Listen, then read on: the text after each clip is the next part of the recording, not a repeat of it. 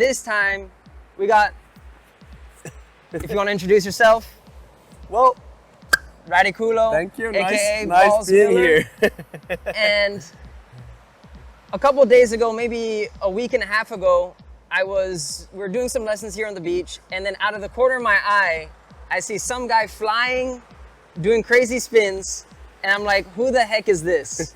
And then after a little bit of research, after a little bit of looking, I figured out that is the one and only, the guy that you see everywhere on social media, on YouTube, doing the most radical, crazy moves ever.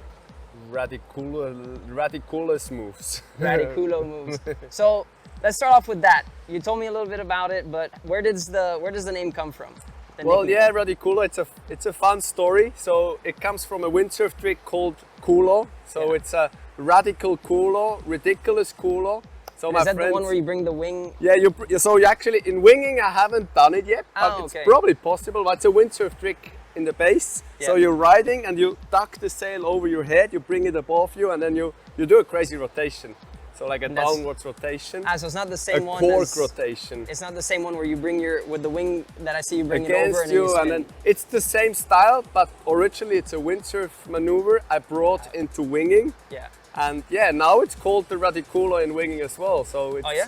they even mentioned Radiculo now as an official name at the GWA at the latest World Cup. So I have a trick trick now. named after me. Yeah, Oh, man. after Nice. such a stupid name, honestly. No, but it's interesting. It gets people like thinking about it, you know, because they're like, oh, what is he called? I'm like, well, Who's and, that guy? when you say balls, Yeah. they're like balls. And I'm like, well, maybe it's in Switzerland they'll say Balz. Yeah, exactly. So it's not B-A-U-C, Balz. Ah, okay. But B-A-L-Z, that's how it's written. Ah. No, because Right. even some people that are asking, I was like, yeah, it's balls. They're like balls. And I was- Balls. Anyways, but all right. So, you know, after seeing you riding, and there's gonna be a project in the future that people are gonna probably see, which is a video sort of recap of you being here in Cabarete.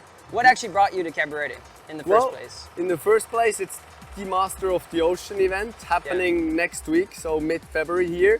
In Encuentro, and it's ridiculous. It's going to be the first multiple sport competition I will be part of? joining. Ah, okay. It will be all 5 main water sport disciplines. So windsurfing at the beginning, surfing in the morning, stand-up paddling, and then when the wind kicks in, all the wind sports. So I'm super excited being here for this unique worldwide unique competition.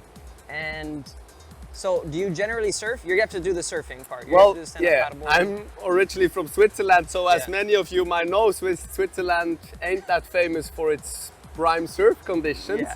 But I grew up snowboarding a lot, skateboarding a lot, so I do love board sports in any kind and form and shape. And yeah, of course, everyone loves surfing. I mean, each wave is different. No, sure. And now lately with that foiling trend, prone foiling blows my mind. The water surface gets like 3-dimensional. You can go any and everywhere. So you're dropping in a wave, you see the one behind, which is better. Yeah. You just carve outside, you pump outside, you ride the wave behind. And yeah, you can do like roundhouses all over the place, you know. exactly. So I love surfing.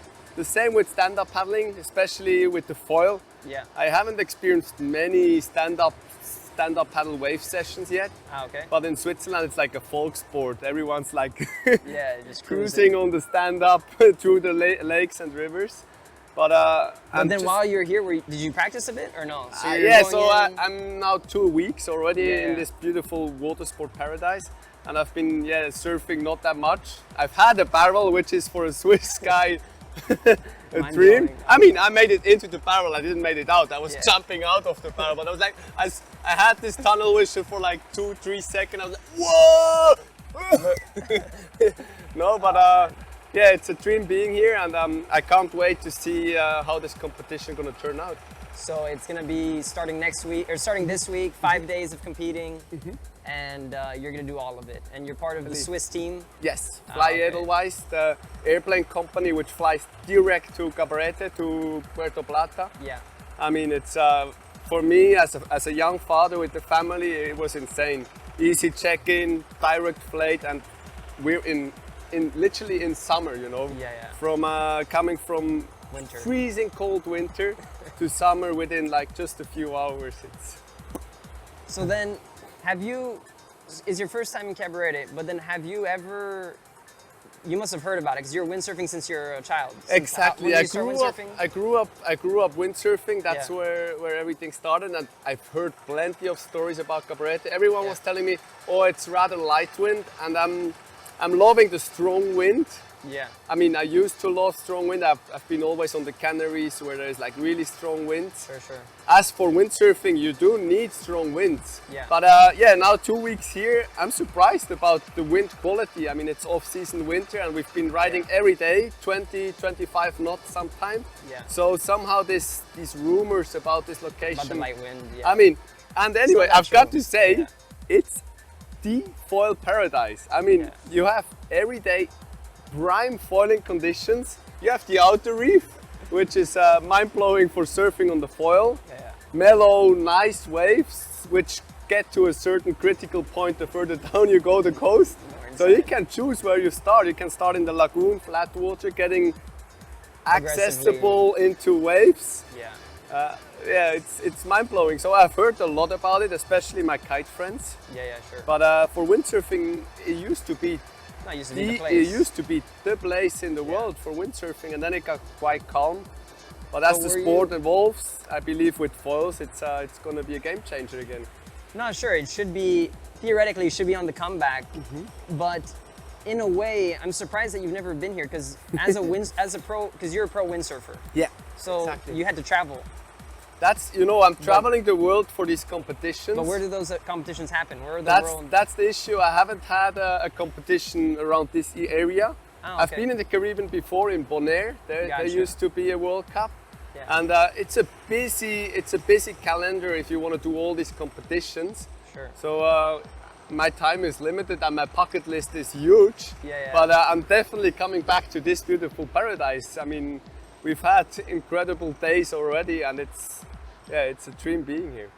No, it's great that you came, but I'm just always surprised that when you meet anyone that's in the wind sports, that how you're able to sort of like do a career without being much in the Caribbean. But I'm guessing in the Caribbean there's not that many world championships. Exactly. So it's more So like maybe Europe and maybe it's some basically States. on the Canaries Yeah. Ah, okay. where everything is happening. Gotcha. And I believe it's the local.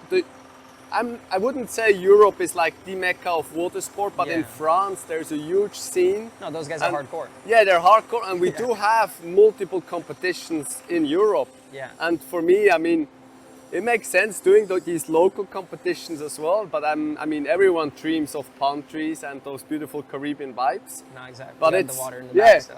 But somehow, you know, there are no competitions happening here. So I'm really honored being here for the Master of the Ocean, and it's going to be a nice experience. No, it's gonna be great to see some top. You know, even though here locally we have some great riders, but it's very hard to find athletes nowadays that are doing all the disciplines or multiple disciplines at a high level. You know, and that's a lot of dedication in the terms of like to be an athlete to do that, right? Yeah, and you need to be luxury. open-minded. You need to be Exactly. open-minded, trying also the other disciplines, and maybe in compromise of like training less in your prime discipline. Sure. But for me, like that's what I always love sharing with everyone. I love doing water sport, any kind of water sport out there. This is like my favorite playground. I can go Yeah. out there and do whatever I want without someone telling me you got to do this or that, you know.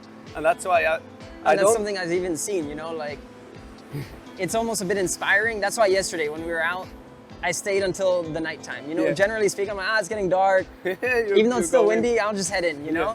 And then I just see you with so much energy going out all day. You know, even now to do this interview, we needed to do it before the wind. Yeah. Because once the wind I'm is on, nervous. it's forget about it. You know, it's like you want to go out there. And then you see how you're messing around with the needle board. I don't know what that was yesterday, like a long, what is that really called? an old longboard, windsurf longboard. So Ah, before okay. But foiling did they was mount happening, it? They mounted the foil, or your foil connects to that?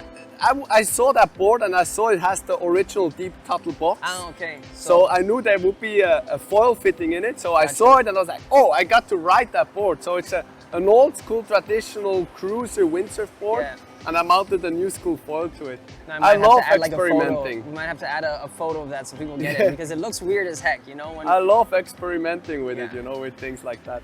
And that's the thing, is like, with everything that I've seen so far, you know, we've hung out just a little bit while you're here, but you know, when I saw you at La Boca, when I saw you here in the Bay, you're all about like sharing the stoke. You That's know, what it's all about. Getting the young guys out there, getting the older guys out there, getting anyone out there, and sharing inspiring with them to do flips as well, because everyone can flip. You know, it's not that we. Well, I'll be the test of that. We'll see. Well, flip. No, but with humans, we limit ourselves because we don't dream enough, and you've got to have big dreams. Yeah. You need to set yourself goals, and I'm always telling, especially dreaming is a very important part. For me as a Swiss person, I've been spending days in the bed in wintertime dreaming of these conditions. But it's a good training because you can practice during dreaming, you know, when you're able to imagine your rotations and tricks in your dreams. So is that what you dream about? Like, yeah, I dream about new dream maneuvers. It must be dizzy, it must be completely... Endless flips, you know. I had this nightmare, I wouldn't call it a nightmare, but this like drop down the Nicaragua Falls, and I had this endless loop on the windsurf equipment. It was just keep spinning, spinning, spinning.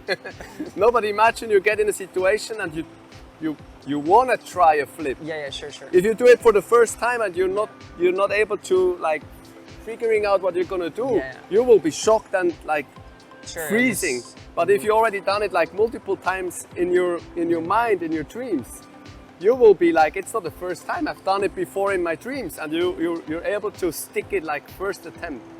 And no, it is true that you have to visualize sort of what you want to do or where you want to go to at least looking at your idols. And like me, I'm collecting from like the cool thing about social media is you can like sneak from everyone like the unique tricks and styles. Yeah. And then showcase them on your own, you know. And that's what I love about social media. For me, it's like a platform where I can soak information. I do like print screen all the clips so that I can watch them in slow motion over and over and over. And I believe in a new sport like winging, this is super important. No, I realized like with that, even, did you make that graphics of like how to do the backflip? Yeah, exactly. I was like, how the heck did he come up with the... Well, I believe that's such a... Look, the wind is slowly picking up. Yeah, the wind is slowly picking up. I might just mount this for a second just to make sure. I think we got these two wings.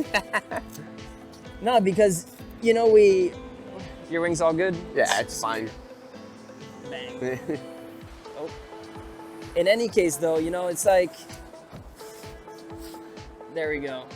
Yep. That's the thing about Cabarete. The wind does start a little bit early sometimes. I don't know what time it is exactly right now, 11-ish, but it's gonna be picking up. But in any case, you know, that's what I realized is that as an athlete, you're definitely an inspiration, or even as a person. You know, I'm not, because people from all walks of life, it doesn't have to just be athletic to be inspirational. But it's like you're really living it. You know, we're just talking about Be Real, the app, and it's like. People are pretending to be real when the moment comes, but it's like it's always in the moment. It's like the stoke is 100% on. And that's why I'm like, how the heck does he have so much energy? Because we're there riding just for, you know, when we're doing a filming or something, and it's like, we're riding maybe an hour and a half or two. And then you're riding already 4 hours before that, and then you ride another hour after that. I'm like, where does this energy come from? So, well, I guess it's, you know, it's I can almost call it the meditation being out there, because you know, I'm an active person. Might be even a hyperactive person, and this is what I'm born for. You know, I want to move. I want to be active. So when did you start? When did you start the sports, and also when did you start taking it as like a potential career path?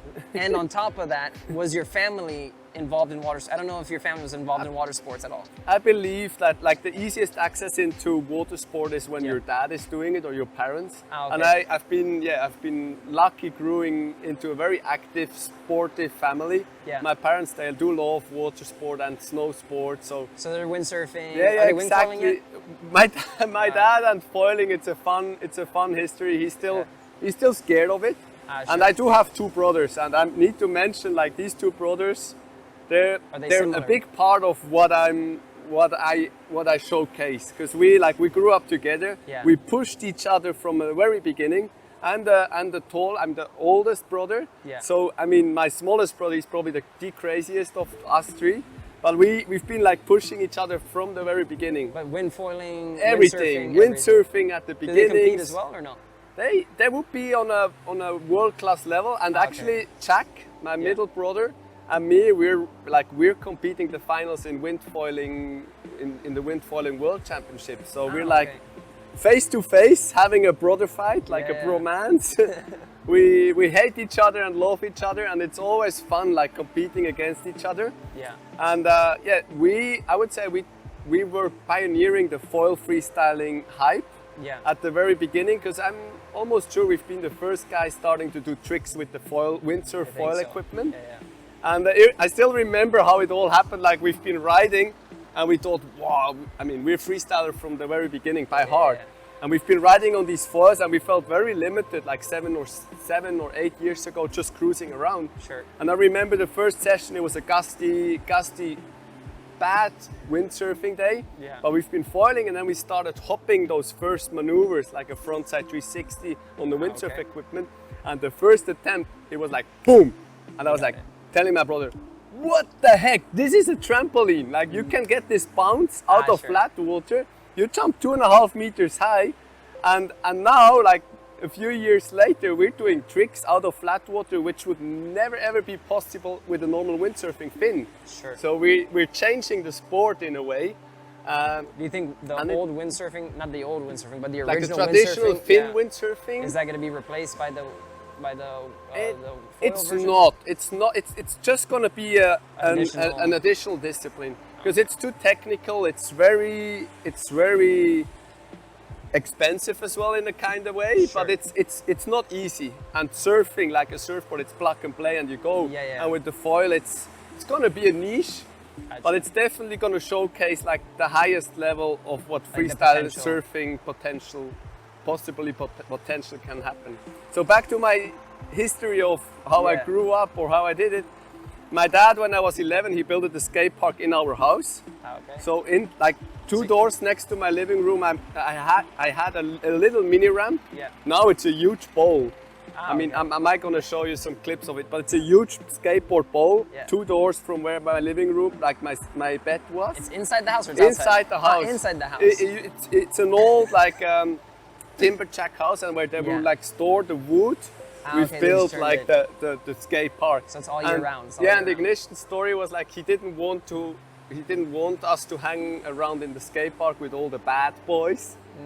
And then he built a skate park in our house, and now all the bad boys are hanging in our house. So he's sort of like he mixed it up. He brought it home. But that's how I got into board sports. And I mean, my youngest brother, he's a really good skateboarder. And I mean, when you grow up on a board, you're becoming a master at it, and it's hours and hours of having fun and progressing. And then windsurfing came along. Windsurfing is a tough sport for a kid. And then kitesurfing, my dad, a funny story, my dad was one of the first kite surfers on our lake, or one in the very beginning he was at it. Which lake is that? It's Lake Biel in Switzerland. But there are 2 places where you can launch kites at my lake, at my home lake, and it's freaking dangerous with all the trees. So quickly he realized, this sport is too dangerous for his sons, and I wasn't allowed till 18 to be kiting on my own. And then afterwards it's in my responsibility.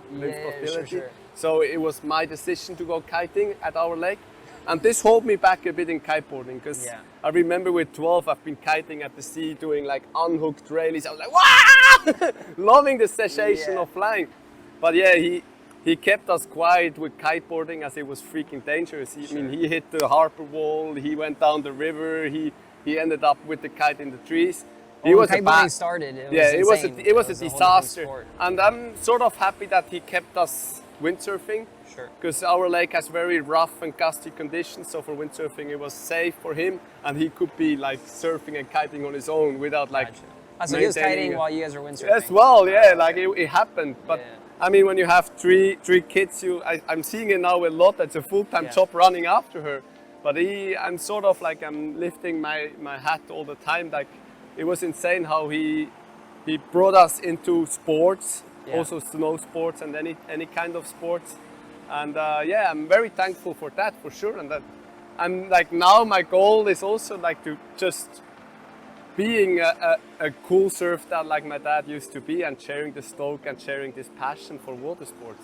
Oh well, you're definitely on the right track. I don't know if your daughter knows it yet, but in the end, she's definitely probably gonna have. I've had a windsurf session the other day with her in the hammock. You know. Ah, okay. You put the cruising strap on. around. She loves it, but it's dangerous. She's not able to swim yet, Yeah.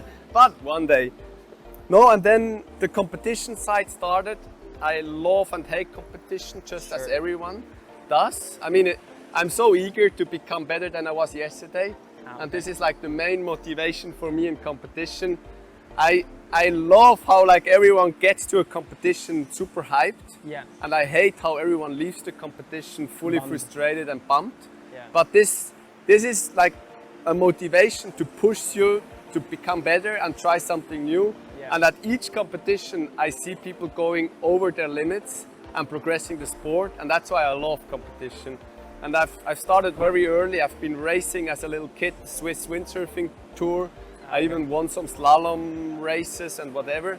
Then got into freestyle, competed the PWA, so the professional windsurfing freestyle discipline for like, more than 12, 13 years already.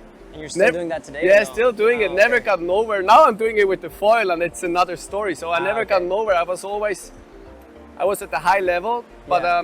But there's as- other riders. there were that- other riders which were savages. savage. They were in a better location. They were in a better favor than me in Yeah. Switzerland. I mean, 12 years ago I was dreaming of Hawaii, Yeah. like the water sport mecca, and you been there? nowadays it turned. I never been there, Ah, okay. but nowadays it turned into being a mecca locally where we're living on our lakes. Yeah. So the foiling trend changed my life completely, and since 2.5 years I'm living as a waterman, from water sport, for water sport, sharing the passion. Ah, okay, so this is something developing sort of gear. new. So right It's after quite COVID. new. Right after COVID. in a Exactly. way. So before I was always working on construction site as a landscaper. Yeah. Working, two, like the summer months. So 2 seasons I've been working, and then the 2 winter seasons I've been gone to the sea, surfing and Yeah. training. And that worked out quite well for a few years. And now I'm overstoked, developing insane gear and doing this what I love every day, all day. So how then do you see your life sort of moving forward in the sense that has it changed though? Like 2 years ago when you stopped doing let's say the landscaping work, what have you been doing then? Like is it it was position winging. evolving? It was winging that made it happen. Yeah. Like especially the crazy revolution going on the lakes. You saw like 80% of people transforming from kiting into winging. Winging, yeah, sure. And since you can launch your wing all alone, and you don't need to bother about the gusty conditions, winging Yeah. is taking over on my main lakes at home. It's one of the only sports where I've seen people who just buy the equipment and go by themselves. Exactly, And they try to trying figure it out. Try and error. Yeah. And the sensation is so crazy. And what was my main goal, or still is my main goal, is to create winging as accessible as possible, making it as easy as Sure. possible. And honestly as well, like involving it in a crazy direction. Like 2 years ago, we were not thinking that we're gonna flip with the windsurf equipment. And then boom, we made it happen. And then the front flip came along, double rotation, triple rotation. We're training quadruple rotations. I mean, double front, double back flips. Yeah. Bam! You see 9-year-old kids going on the board. After Yeah. 1 week, they're hopping a backflip, So this sport has a huge potential for the next upcoming years. And I see a great, great future, as it's already now, like in these months, days, Yeah. developing so quick. And that's hell lots of work creating this gear which suits those new New people getting new into people and possibilities. So the people full-time job. The people that you see getting into the sport, is it different types of people than you saw getting into windsurfing, into kiting? Like, how is it? How do you see it? It's so nice to see that new people getting attracted by water sports. So being out there on the water surface and playing around as I do. Mainly you see skateboarders, snowboarders, like Sure. professional snowboarders getting into wing foiling, as it's such a good additional training for balance and and coordination and everything. It's a beautiful sport. And then you see also people which were not attracted by kiting as they would have been attached to something, and windsurfing was too rough. And the coolest thing is you see like the old generation of windsurfers which stopped water sport completely, they get re-attracted and they show up again at the beach and you're like, this is a familiar face. I saw him like when I was a kid. And then you met new people along the way, but you meet the old people as well. And that's the cool thing. It's from little kids, 7-year-old kids, up to 70. Like 70, 80-year-old grandmothers enjoying this sport, you know. So and it's grandfathers. grandfathers as well. Yeah. But I want to mention that it's not only a man's sport like in windsurfing. Sure. Because windsurfing, I mean, it's definitely. It's not dying. It will never die because it's such a cool sport. But winging is taking his place as well, and it's going to be a unique, different water sport. Niche water sport. Almost maybe like surfing, like accessible to all types of people. I believe. And yeah, with windsurfing, just like my take on it is that I've been living here since 2004. I tried windsurfing when I first came, just like maybe 2 lessons. But it was like that. It was very, from what I remember, it was like, oh. Yeah, look, there we go. Now the wind is starting. But basically, with windsurfing, I always felt like it was a hardcore sport to get good at it. You know, it's very muscle. It's very, it's just more intense on the body. And foiling doesn't have that. It's more finesse. It's less muscle. It's just more about elegant technique. As well in a way because it's super dynamic. No, when people see it riding, it always looks effortless. Like they're like, it looks like you're doing nothing. Even though you're always doing some micro adjustments and small things like that, but it's very, it's like ballet. Almost. Some people find it like, some people find it like ballet. But then, all right, so you've never been to the Caribbean, but I know that you're mentioning a little bit about this Silvaplana spot. So, what is Silvaplana for someone who doesn't know, like me? I didn't know about it. I've seen photos of it because of like Solo and things like that on Facebook, but I don't know what is that spot? What are the conditions like? What Silvaplana is all about, it's a beautiful lake up in the Swiss mountains, and it has it all for sports activities. So it's a really active place. You can windsurf on the lake, but that lake is half the season frozen, and then it's a paradise for snow sports. So you can go up there even just for hiking, for biking, but most of all it has this very steady wind blowing in the afternoon, a thermal wind that goes up the valley. And you can almost look on the watch at 11 o'clock, it kicks in and you have those prime foiling conditions. How windy are we talking? It's light. I would say it's maybe 25 knots, but as it's up on 1,800 meters, the air is so thin that you actually have no pressure in your wing. So the lake is full of whitecaps, but you don't have a lot of pressure. Interesting. And that was an issue with windsurfing, the original sport, as you were not having the power. But now with the foils, people are screaming around on the lake. And doing this in this, I've seen photos like mountains rain-melting mountain scenery. It's really, really nice. And what I love about Silvaplana, it's a very active common. The mayor is a surfer on his own, and this is why I love representing this location. It's a dream going up there, and not only in the summer but also in the winter time. And similar to here, people coming to the location for doing activities, for doing active sports, enjoying a nice culture, and doing sports as well. Do you see like American, Caribbean people showing up there, or is it more attracting Europeans? It's how's attracting that spot? It's attracting Europeans, especially like Europeans. But you see people from everywhere as well. Chinese people, they're so attracted by the Swiss chocolate. And I mean me as well. I love Swiss chocolate. One of many reasons visiting Silvaplana for its really delicious chocolates. They have their own brand of chocolate or something? No, but there's multiple really good chocolate brands. Ovomaltine, which is like my favorite. You're saying that. I'm seeing a familiar culture here as well, you know, at the beach with like all these bars and surf stations, and like the vibe is very similar. And I love such positive places with a good energy, and that's the places where I want to travel to.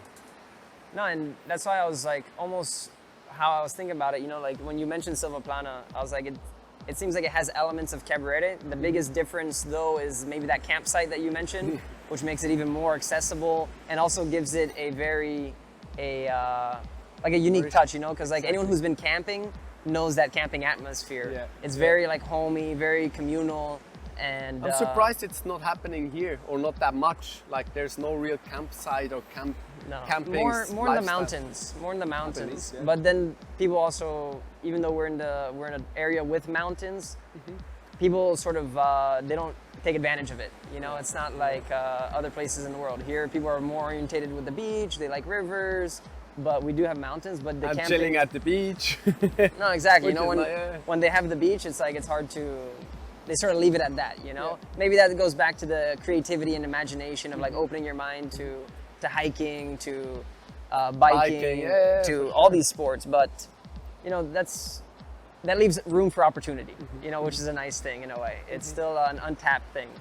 But in any case, while I've been seeing you ride, you know, we've been seeing your gear. You're riding with Enzis, Exactly. the foils, Swiss brand, Sap foils. Italian brand. So And it'd be good to know, like what I'm thinking is that when I saw you doing the maneuvers, right? So of course you're using straps for the maneuvers. You're using a board that seems to be in the right volume range for freestyle. rather And a then- little bit bigger, I got to mention, the Okay. board. And why is that? I mean, it's a 75 liter board, This is 75. 75 liter. I thought you had a 50 as well, or 55. Oh something no, like no, this is the 57. Ah, And okay, the then I have 57. the 70, Ah, the okay. 75, which is the bigger one. Yeah. No, this is the 57. And yeah, as you just said, it's a little bit bigger than what most of the people might think would make sense for these radical air maneuvers. Yeah. But the cool thing about a little bit more floating support is that when you crash a maneuver, you drop down, Yeah. you get up in an instant again, you don't need that much effort to pump again. And also the landings, you know, Yeah. you get like these rebounds. Sure. So I prefer having a little bit more volume, but So a very with the- compact shape. So with the, let's say this is a 57, and then Exactly. you mentioned the 75. Yeah. When you're doing a radical maneuver, do you feel the difference in the air? You Does will that, feel that it. 20 liters feel? There's more swing force, more G-force in the rotations, Okay. but the landings are easier. Sure. And so there's there's for sure a benefit of having a little bit a bigger board for doing freestyle or free riding. Yeah. Then when it gets to riding waves, obviously a small board is more compact and connected to you. Sure. So what I love about this board, it has a weird shape, peanut shape, thick shape, or whatever you want to call it. Yeah. But the cool thing is it's a very compact board with a lot of volume. So it floats, Yeah. it gets you going quick, but it feels very compact and like you're one piece with the board. And that's what I love about it. And this one is the one that you're working on the design with. As You're well, working yeah. on the design on Since everything. two and a half, no, actually since 3 years we're doing wing boards with those negative rails. Okay, yeah. So a concave concept we're calling it. So these rails are very different compared to the normal traditional surfboards. Yeah. And it's basically the way how we could build the most compact big board, let's say. Sure. And as well, this is my pro model foil, so that's the 799 from Subfoil out of Italy. It's a high quality carbon foil that's heavy duty, indestructible. We've been working, we've done multiple prototypes until we had a foil that's lasting longer than just 1 or 2 jumps. Sure. And this thing is, it's bulletproof. It's a very easy mid-aspect foil that has a lot of lift. So maybe it's too mellow for an expert. Sure. But it's really good for a beginner who wants to progress and become a pro. Yeah. And even if you're a pro and you're able to handle this stall speed, super slow stall speed and enormous lift, Yeah. you can turn it into crazy air tricks where you land and you straight away hover again on the foil. So it's a very cool concept. And it's coming, this is a 799. This is the 799. But it We goes do up to have what the size? 899, the 999. My main one to go foil is a 1100 square cm foil. Okay. That's my main foil. I use 85% of the sessions. So I'm mostly on the same equipment, and I don't change too much down there. Even when the waves get bigger, I just place the foil further back, so I don't have that much lift. Yeah. But I'm using the same foil for windsurfing, for kiting, for winging, and for prone surfing, and even for pump foiling. So this is my one-to-go foil. But you're talking about not the 799, but the 799. But well? I mean, then the bigger sizes. Gotcha. But on the 799, I'm doing all 5 disciplines. Let's say. Yeah. Enjoying all 5 disciplines. So that's a very cool. And that's something that I'm realizing even myself is that, you know, whenever you think performance, doing tricks, you're always trying to get as small as possible. But after a certain point, there's that fine line that the gear becomes, I don't know if the right word is inaccessible, but it makes it a lot more difficult. And you'd be better off using a couple more liters on the board, couple more centimeters on the foil. Exactly. And just, you know, I think that's what I'm fighting against. Is I'm always trying to tell the people, don't ride too small gear and think you're a pro when you ride a small board. Rather take something that's accessible, easy, than going on pro equipment, which is useless in a way, you know, because you're not progressing on it. Yeah. So that's what I love about this gear. That's something that you're sort of showing, you know, that in my mind, I'm riding a 33 liter board, and on the light days, I see you no problem, pop, pop, pop, and you're up and you're going, you know, and you're able to use a smaller wing, which definitely helps with these radical maneuvers. Because when you're using like a 5 meter or 6 meter, it's probably possible, but then once there's a lot of wing, wing. you have a lot of power and you have a big wing. So I prefer having a small wing, like the 3.6 is my most used size. We can go into the wing. Wait, I'm lifting up my wing. So this is my baby, the top spin. Yeah. I've been one of the first wingers in Switzerland, and I started with the Duetone, the foil wing they had, the wing. Yeah. And there used to be a boom wing. So I started with the boom wing, the sport. As I'm coming from water sports, from windsurfing, I'm so used to have the boom, the bar in my hands. So I was like, straight away, I did that sport with a boom wing, with a foil wing. Yeah. And I was like, wow, I'm loving it.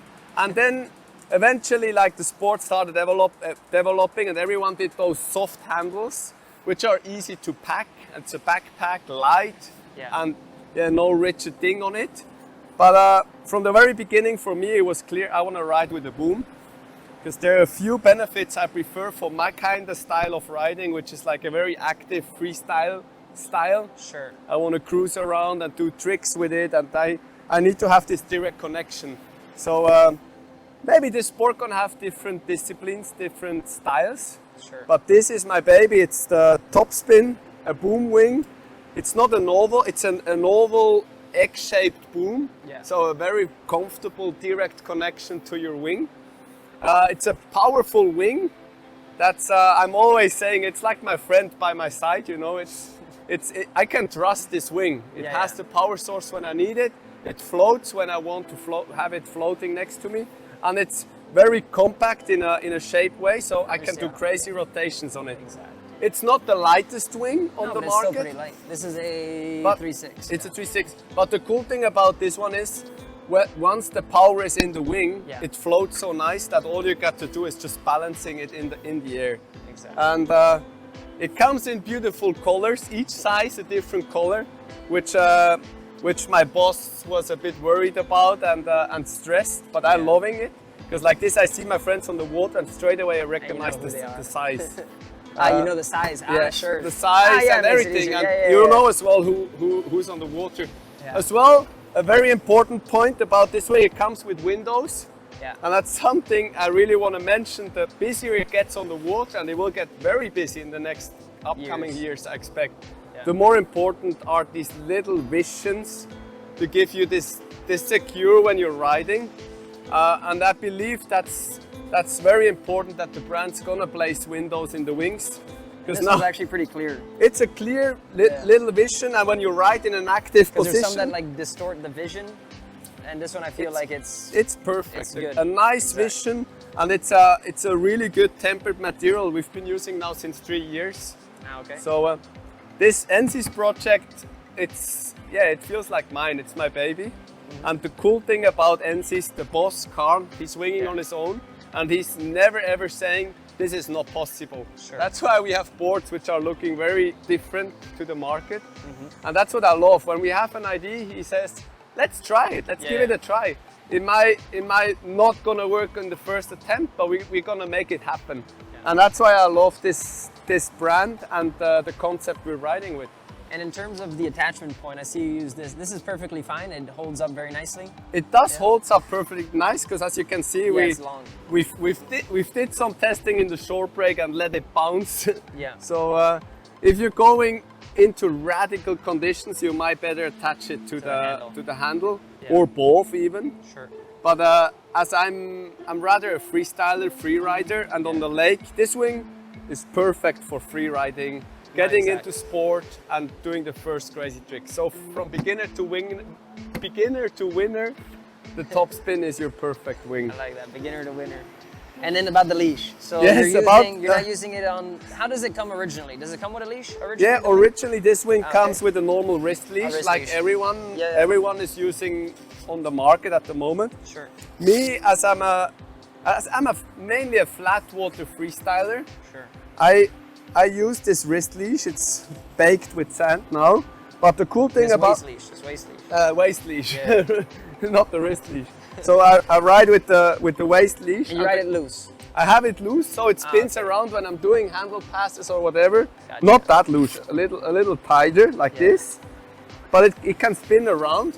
The cool thing about it is for the board. you can attach the board as well here in the back, Yeah. or you put the board on your knee. Gotcha. But the board leash is another story. We might get at it later. But the cool thing about the wrist leash is you have both hands free.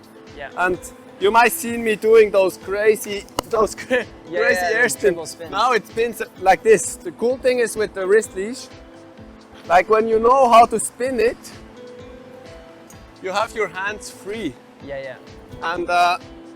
And this adds up some style. different Style some points. different possibilities. Yeah. You can spin infinity, and with the leash on the hand, you always got, eventually it starts coiling up. you need to Yeah. and as well coil leash. I sort of like it because it's compact. Yeah. And when you know how to pump with it without getting it hit in your face. Yeah, that's what I was gonna say. I've been trying some coil leashes just to see what it's about. Because people are like, coil leashes. But then I'm always like, I'm pumping, and the thing's just hitting me in the face. I'm like, man. So I grab it with my hand. Yeah, exactly. And You then can grab it it or makes it a just bit tenser. place it under your arm so you're free. Yeah. But that's good. And then, as you mentioned before, this is the original board leash of this board. Ah, okay. I'm using it for the wing, so I'm confusing everyone. But Yeah. that's how I ride. I had a stupid accident in a wave with the leash. So the leash slingshot the board back into my face, and from that moment I'm having. Well, you had the helmet on. I had the helmet on, but okay. it got me like in the face. Perfectly. So I have a love-hate relationship between leashes on the board. Yeah.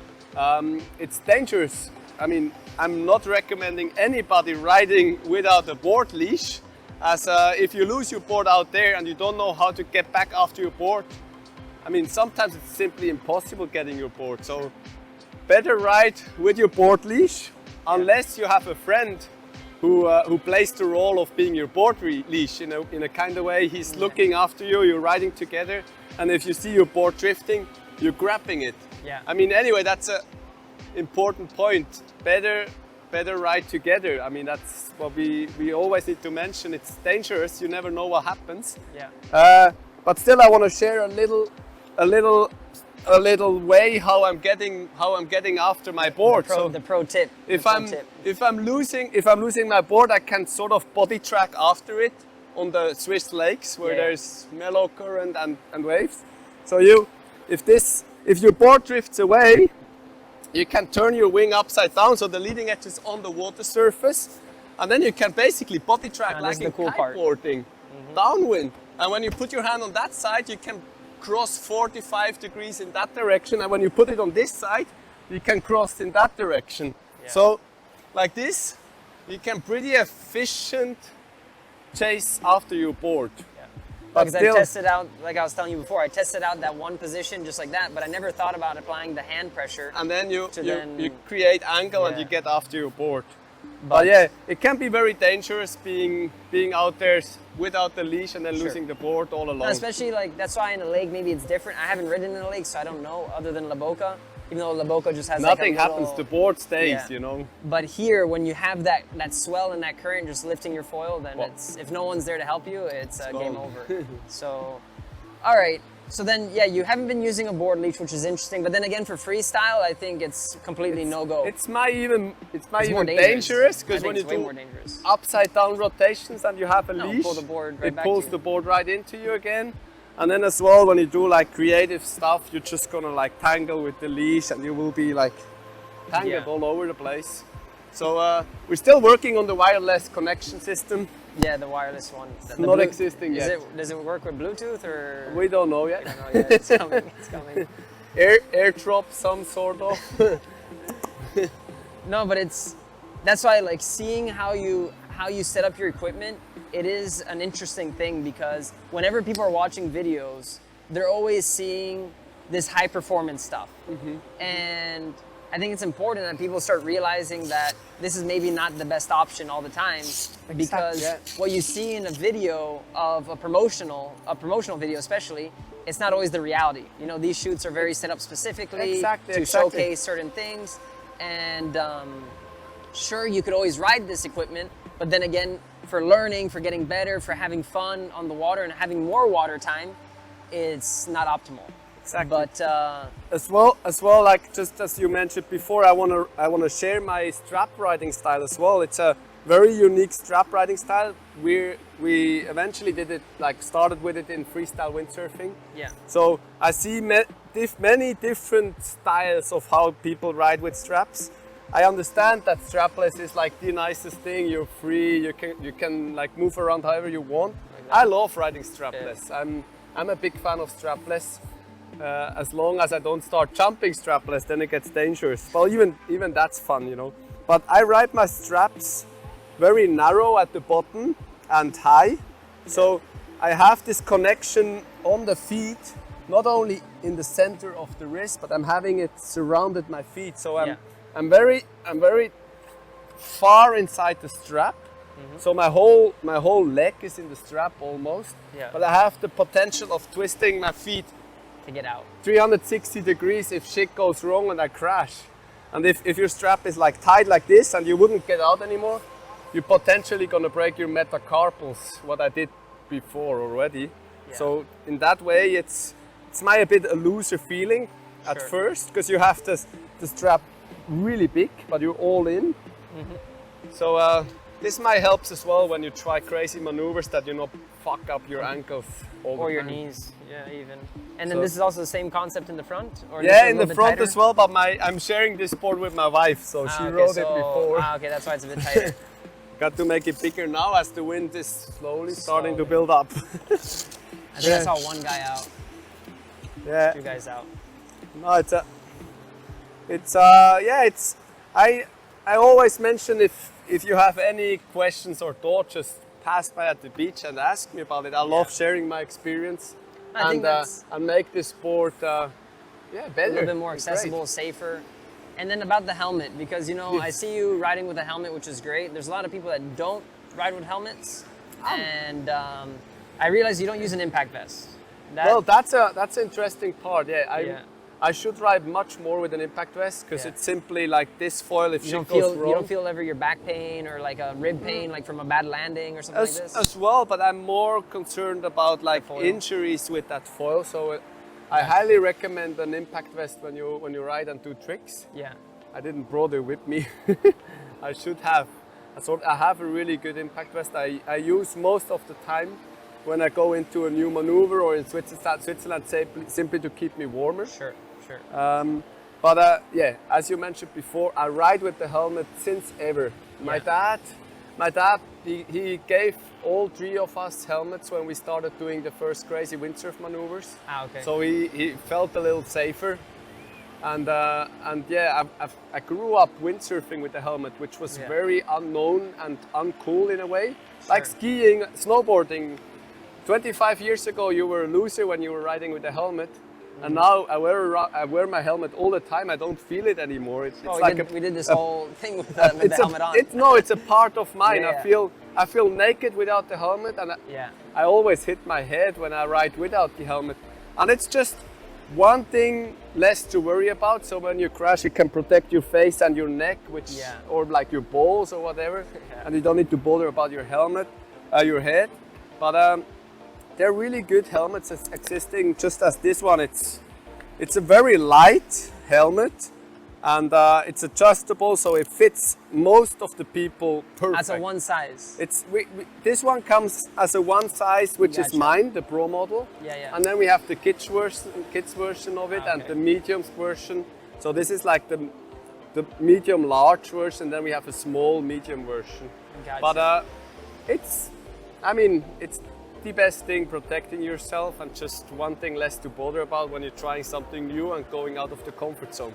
No, and it's that's the thing, is that wearing the helmet, I think is essential, and even with that, how I see how your helmet's designed is actually it's comfortable, it's light, and also it has the right protection in the right places. The ears as well. I popped the eardrums before, and it's a bad feeling, and it takes forever to heal back up. So it's good, especially when you want to keep doing water sport.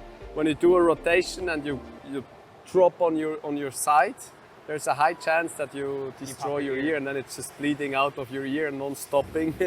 So these ones, they like the holes, they're on multiple different layers. So the water doesn't go straight through it, but you have a perfect hearing, and you don't have this pressure pushing on your templates. I don't know how temples, because then you would be in a prison sort of. So that's a loose wakeboard helm that fits perfect. With a little visor too, which with you a said little is visor protecting my nose. Yeah. As I had bad experience before. No, it's a good design, and even me, I've always been a big fan of testing out different helmets, and it's important to find the right.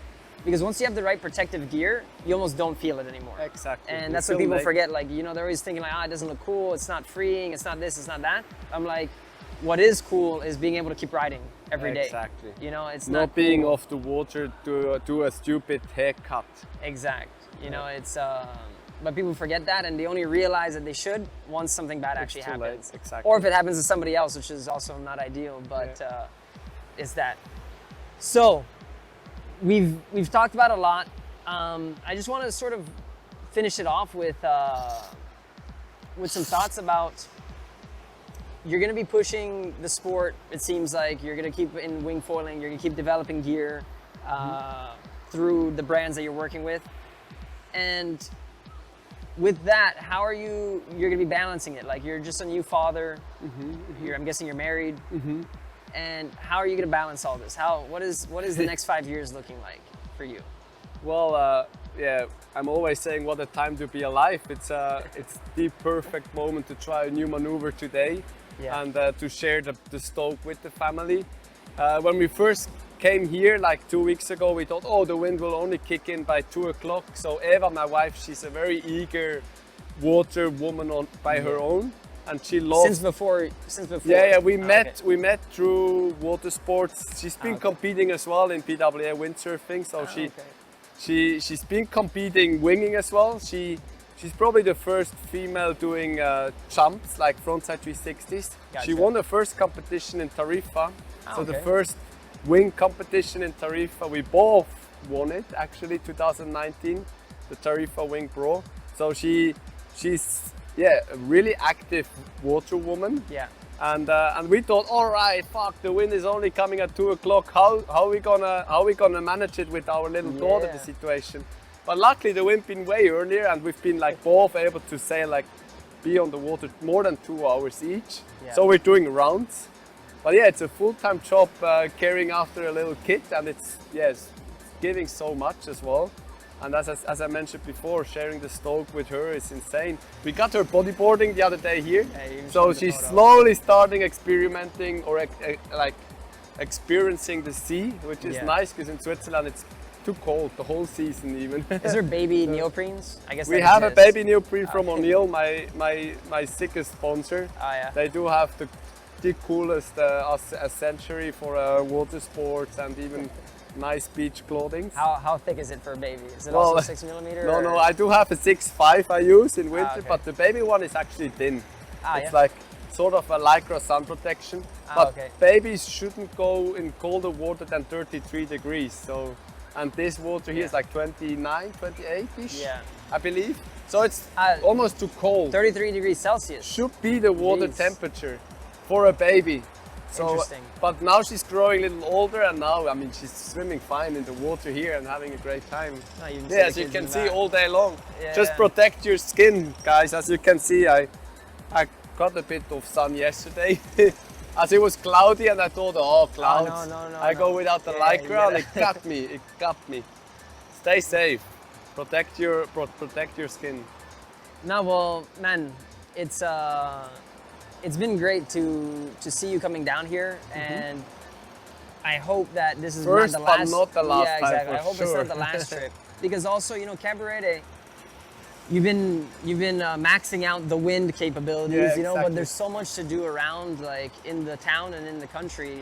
Everything from like the waterfalls, which I don't think you've seen yet. Not yet. And- And as well, I've been checking Google Maps, the coastline. I Yeah. believe there's so much potential for very beautiful, unwritten location. Yeah. I have a friend who's further down the coast now, and Okay. it's 30 knots plus every day. Ah, So sure. In Bon Bon Hombre, Hombre, yeah, it's Bon Hombre. freaking windy. So I believe this land has much more to offer. Yeah. And I mean, in our apartment, in our flat, when we look to the back, so not to the seaside, Ah, okay, it's just as stunning as looking out the sea. As No, we exactly. have this rainforest, or however you want to call it, Yeah, and we have our mhm. kitchen, and Eva and me were joking, we're saying, boy, it's actually fun cooking and doing the dishes, having this beautiful panorama. Yeah. So, and going into it, we went to the national park in the back. Oh, okay. So you've seen back Wow. there, yeah. Wow. Oh, okay.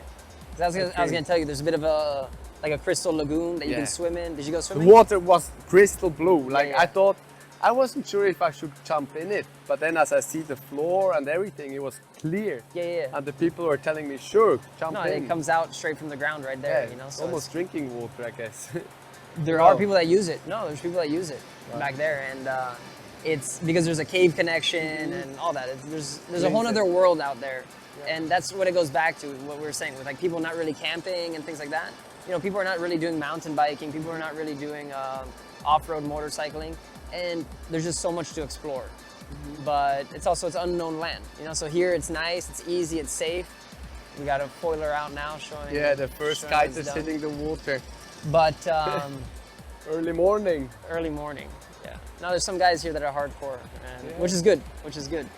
But I'm glad you made it down. We have the Masters coming up. Well, we're talking before the Masters, and people are probably gonna see this before the Masters. So hopefully we'll see what the results are at the end of it.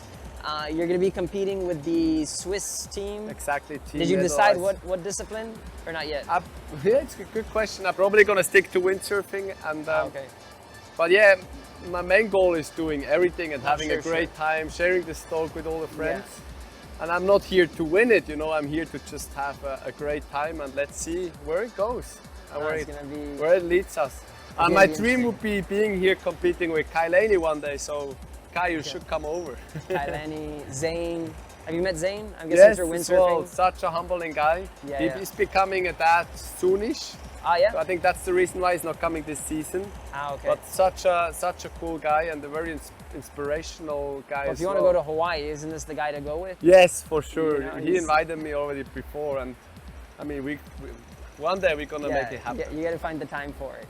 And I think that's pretty much it. You know, we covered a lot, and Yeah, it's I hope we shared there's obviously there's even more to cover, but in reality, it's like I think what it all if we were to summarize everything that we sort of spoke about, you know, it's around sort of just like enjoying every day. Yeah. And, and live it like it could be your last. You know, you never know, huh? while protecting yourself. You know, don't be Exactly.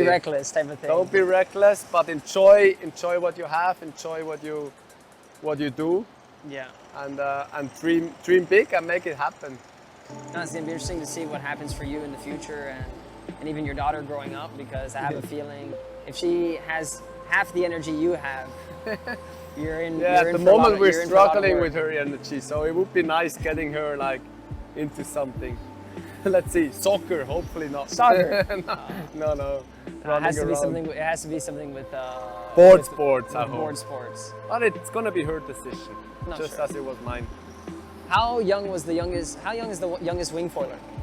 At the moment, like one of the youngest I know, which is really pushing, is the son of the Duetone brand manager, Klaus Vogt. So Tepe. okay. He has 3 kids, three sons, all fully into water sports as well. So Tepe is 7, I believe, and he's jumping already. Jesus. So Have you met this? Have you met him? yeah. What is I he- love riding with these kids. yeah? And in North. What do in they North- say though? What do they? How does Well, the they kid don't play say the a sport? lot. They just run out on the water and they like a volcano. Yeah. Every session a new maneuver. So yeah, there are a few young kids also in Switzerland. With NCs, we're obviously supporting the youth of this sport, and we have in Switzerland also a project called Vollmania. So that's producing the next generation, and I love it. And multiple brands doing it, also have one, and I love sharing the stoke with those kids because they're fearless Yeah. and But they from love from they a love technical playing. side, do they understand? Like, do you see them when they're setting up their gear? They understand what it means to put it forward, put it backwards, or Not is it yet, like, but they don't care. But they Okay. realize by learning by doing, I would say. Gotcha. Because it's and- interesting, you know, having young people in a sport. Like, you know, the older Generation, us they gener- think more We're thinking about about it. We're like, oh, where's my But- position of the foil? What Yeah, size but maybe they wing? think too much, you know. So maybe Sure. we should be in a nice balance between being a kid in mind Yeah. and looking at it from a certain distance as well. No, I love seeing this sport growing up, and I'm so excited and hyped for the next 5 years to come, or the next. However, like till the end of my life, I want to be out there and enjoying a great time. What a time to be alive! Woo!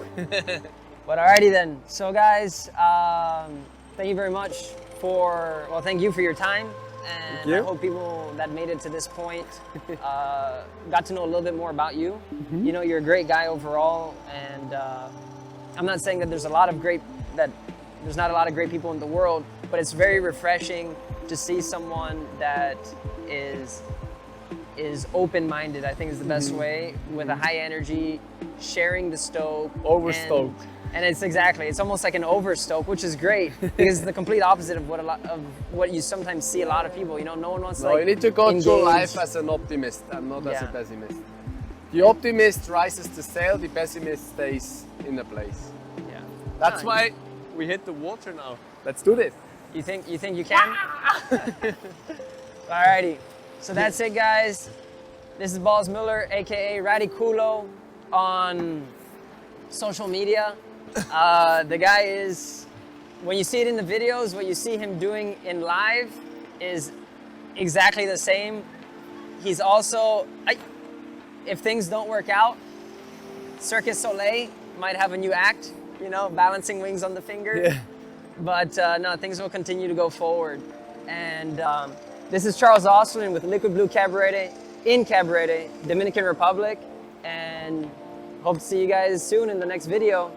Ciao. Thank you. Awesome.